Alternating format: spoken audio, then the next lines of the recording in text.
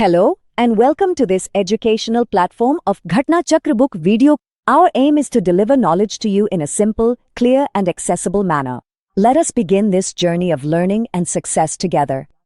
You know, it's kind of wild to think about, but a single number can literally change the lives of millions. And one of the most important numbers for rural India just got its first major update in, get this, 35 years. This is a huge deal, and it's changing how we understand the rural economy. So let's just jump right in. So here's the big question, right? How on earth do you track the day-to-day cost of living for hundreds of millions of people?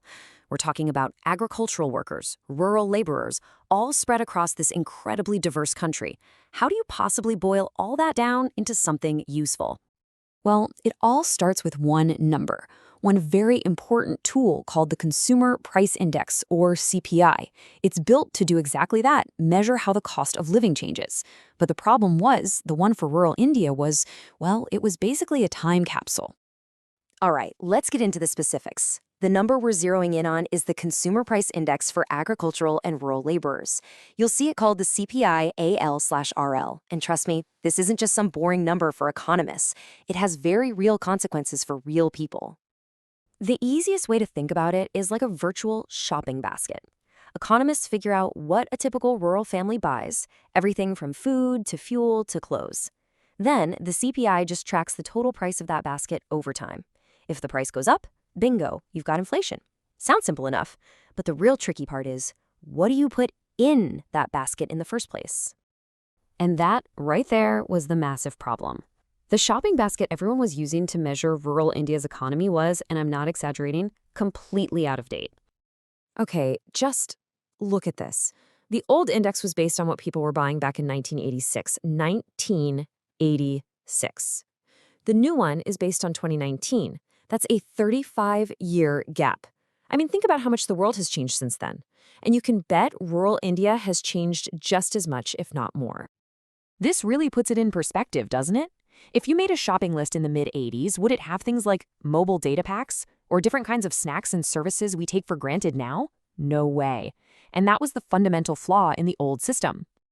So, back in 1986, the index assumed that nearly 70% of a rural worker's entire budget went to food. That wasn't just a tiny miscalculation. It meant our official picture of inflation was almost completely dominated by food prices, while ignoring all the new things people were spending money on. So to fix this mess, India's Labor Bureau basically had to tear it all down and build a new index from scratch. They set the new base year to 2019 and, well, let's see what they changed. First off, they cast a way wider net. The survey now covers pretty much all states and union territories, going from 20 to 34, and they're collecting price data from almost 800 villages instead of just 600.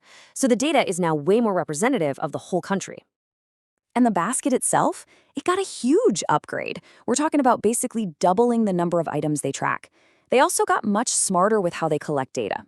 For example, for subsidized food, they're not just looking at what's available in the shop, they're looking at what people are actually eligible to get. That makes the price data so much more accurate. And here it is, the result of all that work. Just compare this to that old 1986 chart. The weight of food has dropped from almost 70% down to under 58%. And look at that miscellaneous slice. It's now nearly 22%. That category is full of modern expenses and services. This chart is basically a picture of a modernizing rural India. Okay, so we have better data, a modern basket, but what does it all mean? Why does this actually matter in the real world? This is the key takeaway. It's a pretty clear cause and effect. When you have more accurate data on what it really costs to live, the government can make more realistic policies. And those policies directly impact things like setting minimum wages for rural job programs or designing social security benefits that actually help people cover their costs. So the bottom line is this: getting the number right is not just some academic exercise. It's about fairness. It's about making sure government policies are based on what life is like today, not what it was like 35 years ago. So this new index has been up and running since June 2025. Let's take a peek at the latest numbers and see what story they're telling us right now. All right, here are the raw numbers for June and July of 2025. Now remember, the starting point, the base, is 100 back in 2019. So a number like 135.31 simply means that same basket of goods for an agricultural laborer cost about 35% more in July 2025 than it did in 2019. And as you can see, costs ticked up a bit from June to July.